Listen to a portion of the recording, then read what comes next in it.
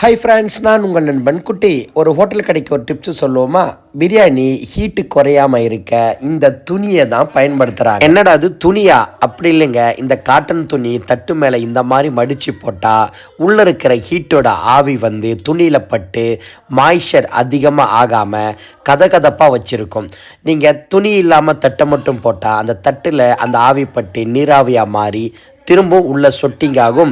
பிரியாணியோட ஹீட்டை சீக்கிரமாக குறைச்சிடும். இது ஒரு சின்ன சீக்கிரட்டு தான், ஆனால் அது பெரிய விஷயம். சில கடைகளில் நான் நைட்டில் அப்படியே தட்டை திறக்கும் போது ஆவி பறக்கும். அதுக்கு காரணம் இந்த மாதிரி அடுப்புக்கு நடுவில் வாட்டரை ஹீட் பண்ணி அதோடைய ஸ்டீமை பிரியாணிக்கு கொடுத்து சுட்ட சுட்ட சுட்ட எப்பவும் ஆவி பறக்க வைப்பாங்க.